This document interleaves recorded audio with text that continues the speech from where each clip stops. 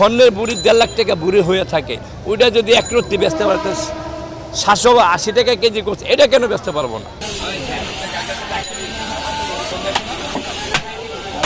আমরা যতদিন বেঁচে আছি, আমার 4টা ভাই আমাদের মাংসের দোকান থেকে এই 50, 100, 200 টাকার গোশ সবাই কিনতে পারে। প্রত্যেকটা ভাই অনেক গরিব লোক আছে যারা সামর্থ্যহীন, যারা গোশ কিনা খাইতে পারে না, এমন তো আছে।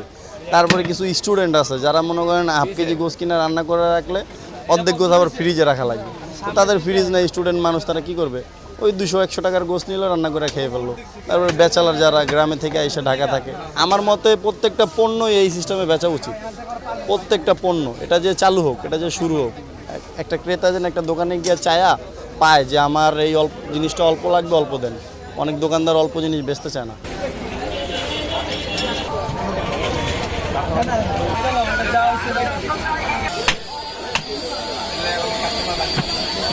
যারা হোস্টেলে থাকে, বাপ মা অনেক মেহনত করে, অনেক কষ্ট করে তাদের লেখাপড়ার টাকা দিতে আছে, গনার টাকা হিসাবে বাইরে না।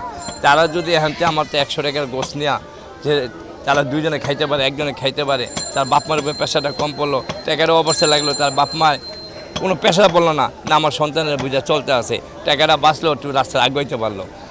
আর নাহলে এখন তো যদি আধা কেজি গোশ নেওয়া, যদি কিছু খায়, কিছু ফালা দেয়, এর পরের সপ্তাহে যদি বাপ মার যে টাকা আছে, বাপ মার উপরে একটা প্রেশার পড়ে, একটা প্রেশার পড়ে। আরে আমার ছেলের এই হবাই দিলাম 10,000 টাকা, আবার এই টাকাটি খরচ করে এলো, আমি টাকাটা করতে দিই, বাপ মার হেভি প্রেশার পড়ে। তো এই কারণে করেছে যে গরিব ধনী, হ্যাঁ, সবাই যে নিতে পারে, সবাই যে চলতে পারে।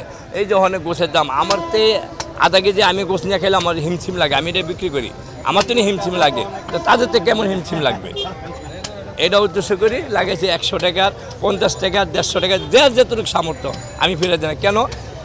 যদি স্বর্ণের বুড়ি 1.5 লাখ টাকা বুড়ি হয়ে থাকে, ওইটা যদি এক রত্তি বেচতে পারতে 780 টাকা কেজি করছে, এটা কেন বেচতে পারবো না?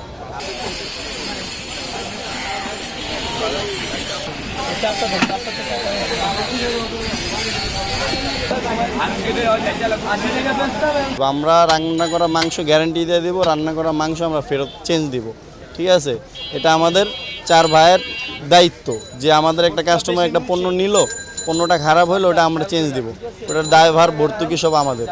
কারণ আমরা ওইভাবে পণ্যটা দেই না কাউরে, যে কেউ আইসার দ্বিতীয়বার আমাদের দেখাবে যে ভাই সদাইটা খারাপ হয়েছে। কারণ আসলে আমরা খারাপ জিনিস কাটি না, খারাপ জিনিস বেচি না, আমাদের পণ্যটা খারাপ হবে না। এই কারণেই এই বড় গলা করে গ্যারান্টিটা দিই যে খারাপ হলে আমরা রান্না করা জিনিস চেঞ্জ দিব। এখন কুরবানি গেছে, হয়তো সবাই যারা কম কিনে তারা হয়তো একটু চায়া মায়া গোছ অনেক জায়গা থেকে কুরবানি গোছ পাইছে।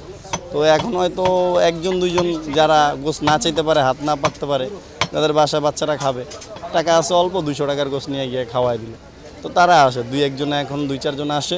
দেখা যায় কুরবানির কয়েক মাস গেলে আবার সংখ্যাটা একটু 20-25 জন, 30 জনে আইসা পড়ে।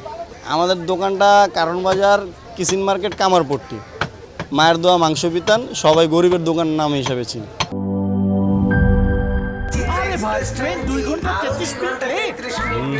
3 ঘন্টা 33 মিনিট।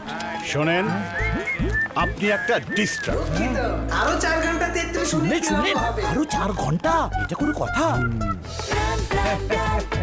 সময়টা দৌড়াবে। প্রাণ ডাল, মুঠোই মুঠোই সময় পার।